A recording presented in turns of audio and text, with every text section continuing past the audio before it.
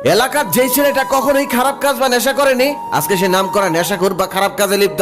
যে ছেলেটা কখনোই নিকোটিনের দোয়া সহ্যই করতে পারতো না, সেই ছেলেটার কাছে আজ নিকোটিন তার নিত্যদিনের সঙ্গী। নিকোটিন ছাড়া এখন সে চলতেই পারে না। সে এখন প্রতি রাতেই ছাদের এক কোনায় বা ব্যালকনিতে বসে নিকোটিনের আগুনে নিজেকে পোড়ায়। যে ছেলেটি কলেজ, কোচিং কিংবা বন্ধুদের আড্ডায় সবাইকে হাসিয়ে মাথিয়ে রাখতো, সে এখন চুপ থাকে, এখন আর আগের মতো কথা বলে না। যে ছেলেটা অন্ধকার আর কালো জিনিসকে সব থেকে বেশি অপছন্দ করতো, আজকে সে সবাই গেলে সবার আগে কালো কালারটাই পছন্দ করে, আর প্রায় সময়ে তাকে অন্ধকারের মধ্যে বসে থাকতে দেখা যায়। এছাড়াও আমাদের আশেপাশে আরো অনেক ঘটনা ঘটে, কারোটা প্রকাশ পায় আবার কারোটা প্রকাশই পায় না। সমাজের ছোট বড় প্রত্যেকেই ভাবে হয়তো খারাপের সংস্পর্শে গেলে একটা মানুষ খারাপ হয়ে যায়। এভাবে আমাদের আশেপাশে ঘটে যাওয়া কর্মকাণ্ড গুলোর প্রতিক্রিয়া আমরা এভাবেই জানাই। সাধারণত প্রতিক্রিয়াগুলো এরকম হয়: ছেলেটা আগে ভালো ছিল কিন্তু এখন রোজ সিগারেট খায়, ছেলেটা নষ্ট হয়ে গেছে, মারপিট আর নেশায় আসক্ত হয়ে গেছে। এই ছেলেটা ছোট থেকে আমাদেরকে কত সম্মান করতো, কিন্তু এখন সামনে সিগারেট ধরায়, এই ছেলেটাও নষ্ট হয়ে যাবে, আমরা কখনো কল্পনা করতে পারিনি, ইত্যাদি ইত্যাদি। আমরা তখন ভেবে থাকি এসব ছেলেগুলো নষ্ট হয়ে যাওয়া বা বিগড়ে যাওয়ার পিছনে খারাপ সঙ্গই দায়ী।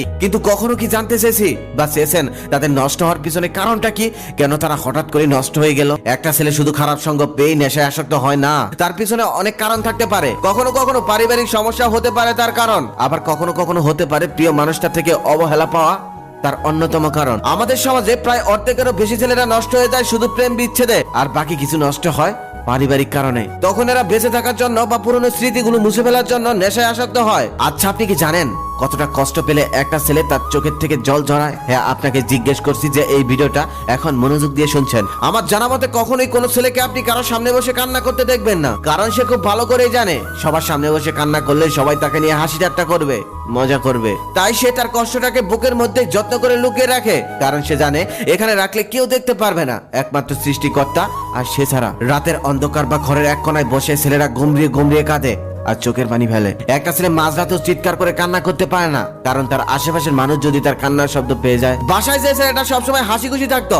বন্ধুদের আড্ডায় সবাইকে মাতিয়ে রাখতো, কিছুদিন যাবত ভালোবাসার মানুষটার থেকে সেই ছেলেটা অবহেলা পেয়ে অনেকটা বদলে গেছে।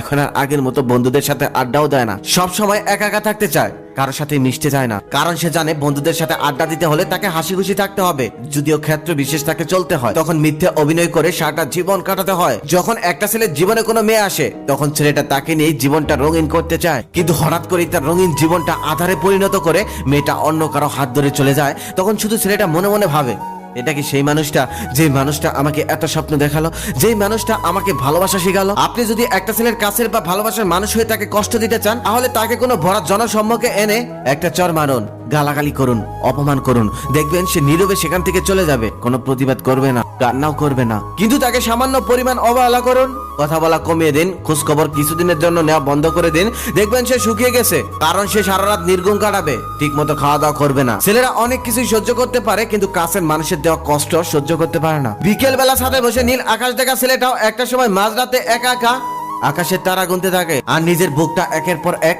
সিগারেটের আগুনে পোড়াতে থাকে। যেই ছেলেটা একটা সময় নীল রং পছন্দ করতো, সেই ছেলেটাই এখন আবার কালো রং পছন্দ করে।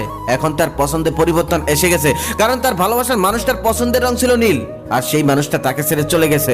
তাই সবকিছু বাদ দিয়ে ছেলেটা এখন কালো রংটাকে বেশি ভালোবাসে। কিন্তু সময়ের পরিবর্তনে এখন সে একাকিত্বকে বেছে নিয়েছে, যে এখন বেশিরভাগ সময় অন্ধকারের মধ্যে কাটিয়ে দেয়। একটা ছেলে কখনোই নিজের ইচ্ছায় নষ্ট হতে চায় না, কিন্তু আমাদের চারপাশ পরিবেশ পরিস্থিতি তাকে নষ্ট করতে বাধ্য করে, তাকে খারাপের দিকে টেনে নিয়ে যায়। অবশেষে একটা কথাই বলবো, কেউ কাউকে ভালোবাসলে ভালোবাসার মতো ভালোবাসুন, ভালোবাসা নিয়ে কখনোই অভিনয় করবেন না, কারণ একটা অভিনয় একটা মানুষের জীবনটাকে সারা জীবনের জন্য অন্যরকম করে দিতে পারে, বদলে দিতে পারে। একটা ছেলে খারাপ হয়ে গেলে তার পরিবারের সদস্যরা, বিশেষ করে তার বাবা মা, বড্ড অসহায় হয়ে পড়ে।